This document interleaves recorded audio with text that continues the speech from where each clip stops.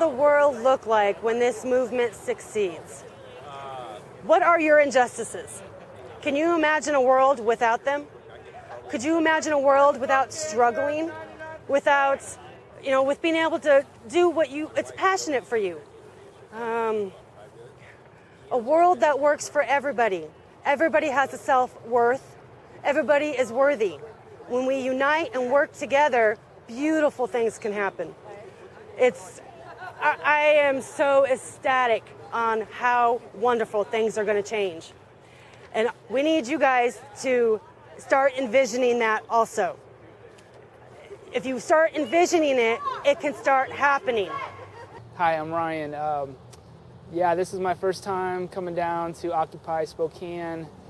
I just felt like I couldn't sit around anymore. I saw on the news what was going on in New York and then in Seattle and around the country, and I just couldn't not be a part of it. I couldn't sit on the sidelines, and I needed to come down and see what was all about, and just to be a part and lend my voice. My motivation, this is really a leaderless revolution, and my motivation is, I'm looking around, I'm seeing my friends laid off, I'm seeing friends and neighbors that are losing their homes to foreclosure. In the meantime, you hear on the news that CEOs and bankers are earning million-dollar bonuses, multi-million-dollar bonuses, and we're just seeing the middle class of this country erode, and we need to put a stop to it, and we need our leaders, and we need the people to come together and really create the democracy that's the founding of this country and the world. My sign says health care for all. I just picked it up from the pile here, but I think it's a great sign because I'm unemployed. I don't have health insurance. If I get sick, I might not be able to go see the doctor.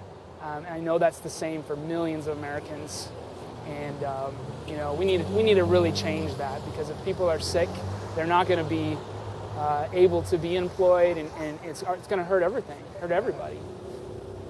It's kind of a funny story. I was actually in Libya, North Africa, working for an engineering company, and we were there in the midst of the Arab Spring and the Libyan Revolution, and we had to evacuate the country because of the uprising there. I think it really comes down to greed, and especially in the upper echelons. I think most Americans are just happy to live a middle class lifestyle,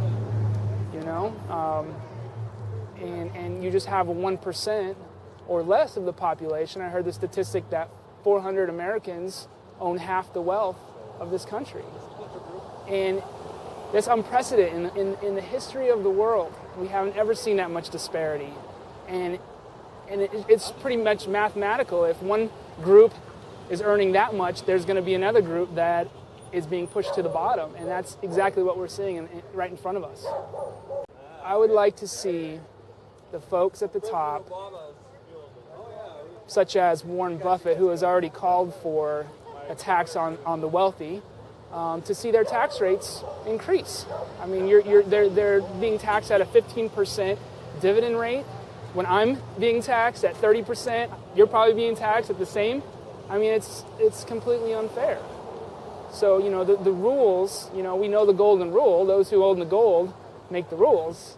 And that just simply needs to not happen in this country. We need a government that's run by the people and speaking with the voice of the people, and not the lobbyists, not the corporate interest. And I just feel that when people are speaking their voice and demanding their voice to be heard, then we'll see changes. And it's not just going to be one thing. It's going to be many things that we need to see change in this country. It's systemic. We have historical precedents to look back to. What happened after the Great Depression? The president at the time put people to work. They weren't glorious jobs, but they put people to work. You go to Europe, and in Germany, I saw this last summer. People that were unemployed, they put them into the woods to clean up the forests, to clean up the trash, and to clean up the dangerous fuels. And it's sort of menial work, but it gets people to work and it gets people, earning an income with dignity, versus what we do here in our society. We just kick people to the side, and if you don't produce, then you're not worth it. And that's the other feeling that I get from traveling is I come back to the U.S. and I feel like I'm an economic entity, and that's how I'm treated at all levels. I'm not a person; I'm a number now. And people, treat me based on how much money I can give them, or our value is based on our bank account. And that is just fundamental to human dignity and being a neighbor and how we're living with each other. I think equating everything to economics has just destroyed our what we used to be. In Libya, it's really complex, because folks have been sort of pushed down for so many years in that particular country. There was a real defeatism until, what we saw happen in Tunisia and Egypt, and it was all led by the youth. It was all led by 20-something-year-old folks who just they saw what their parents had to go through. They realized that there were better things that they could achieve, and they gave their lives for change in their countries. When the Libyans saw what happened in Tunisia and Egypt, I think that was the spark that gave them the courage to rise up against that regime. Yeah, I mean we're here, and I don't see people going away. So I think this is more of a movement than a one-time deal. So I think people need to get involved and get on board.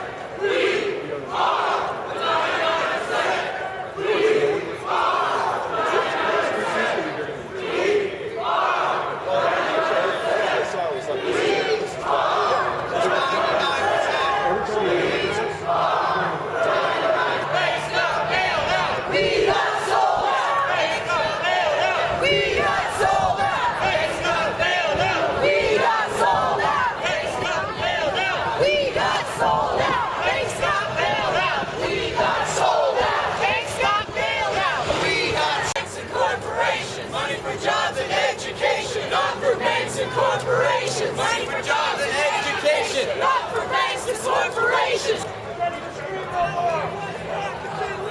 This is what democracy looks like. Tell me what democracy looks like. This is what democracy looks like.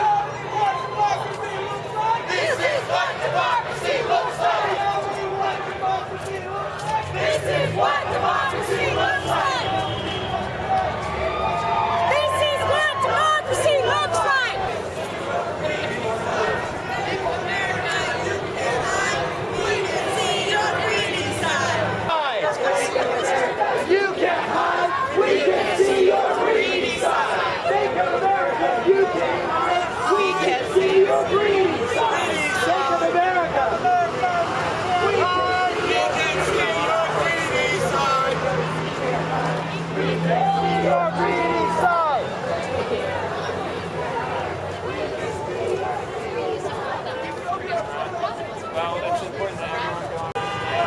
What video they have on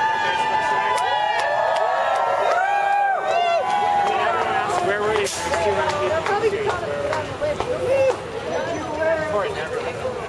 Of the people, for the people, by the people. Of the people, for the people, by the people. Of the people, for the people, by the people. Of the people, for the people.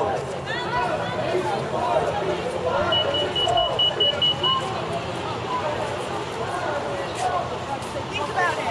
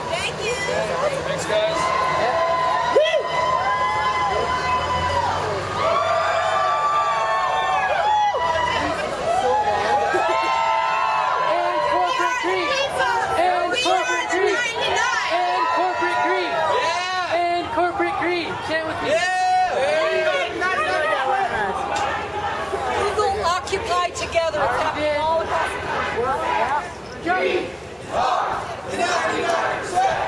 We are the 99%. We are the 99%. We are the 99%. We are the 99%. We are the 99%. We are the 99%. We are the 99%.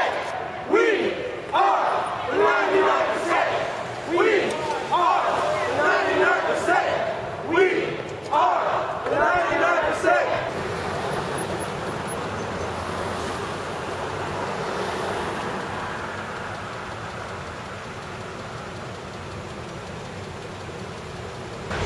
This is the HFM Kitchen. That's Hippie Family Ministries. I'm Ira Conger. I'm with Hippie Family Ministries. Originally, we came down here for the Occupy Spokane movement because of the need for food and water and shelter for the people that are out here 24 hours a day. We're definitely a part of this movement. There's a lot of people with a lot of different opinions and ideas, and pretty much for what it is, for me personally, is it's not our government, it's not our morals, it's not our belief system. It's that we as a society have become complacent with what goes on. We all talk about the American dream or an ideal or socialism or healthcare for everybody, but nobody gets up and stands up and does anything about it. We're looking for the long-term solution, not necessarily it's not going to be a quick fix, it's not going to be easy. It's going to be something that the people have to come together and do, or it's not going to happen. Nobody's going to do it for us. Nobody's going to speak for us but ourselves. We can't fix the leaky plumbing system that is our economy with masking tape and Vaseline. We have to pay for the expensive overhaul. We have to do it right, and our house is going to smell like shit for a while. But it's what we have to do. For the analogy, if you're going to fix something, you have to fix it right. You can't just patch something up. We can't just throw something at something. And we can't continue to allow our money, our society to run on debt. So pretty much for me what it is, it's Bob Marley says it best. I mean, wake up and live and get up and stand up. And if we can come together as a people and forget our religion, forget our morals, forget our politics, we all know what needs to happen. It's just when we come together as a society and actually do it. The kitchen, we're going to be downtown here in Spokane here as long as they let us, and if they kick us out of here, we'll set up in another spot, and if we have to move every day, we'll move every day, because, the Hippie Family Ministries, we've been in the area for 9 years. My friends Hippie and Dave started it, they run it. I'm manning their kitchen for them down here, because they're really busy with the, I was supposed to say, the occupation of Spokane. So we're just down here feeding anybody that's involved in this movement. Anybody that's down here, this last week it has been wet and cold, and people have needed a place to come and get dry, and needed coffee to stay awake, and come out here and support the cause. And we'll be down here as long as there are people down here doing this. Everything that is here that you see now is donated. We started out with a couple $100 out of Hippie and Dave's pocket and our camping cooking equipment. This table set up, we've been gifted for as long as this goes on. We've had over $2,000 in food donated in the last week and a half. And most of it we've actually taken to a storage facility so that we can pull on it as we need it, because, it's bare minimum here. This isn't, a transient shelter. It's not a homeless camp. It's not, we help as much as we can for the community, but what it's really for is everybody that's here doing what they're doing, But we don't waste anything that we can. We compost any food that is going bad. People brought in, I think it was like 50 peanut butter and jelly sandwiches at midnight the other night, and they had made them in the afternoon, and it's like, well, what do we do with them? So we just went and we gave them to the homeless kids, and, that are still on the streets and hadn't been able to get into a shelter for the night, might not have eaten, So we're going to do as much as we can, the best that we can, and help in any way that is needed. I've had a couple people come in here, and they might be a little bit negative, but they're not the people driving by on the streets. For the most part, we get appreciation for what we're doing. Because the whole goal for HFM, we go to the music festivals, the barter fairs, the family fairs, and it's a non-profit kitchen. It's run on donation only, and Hippie and Dave's ultimate goal is to be able to have the equipment and the availability for disaster relief in and around the whole entire Pacific Northwest.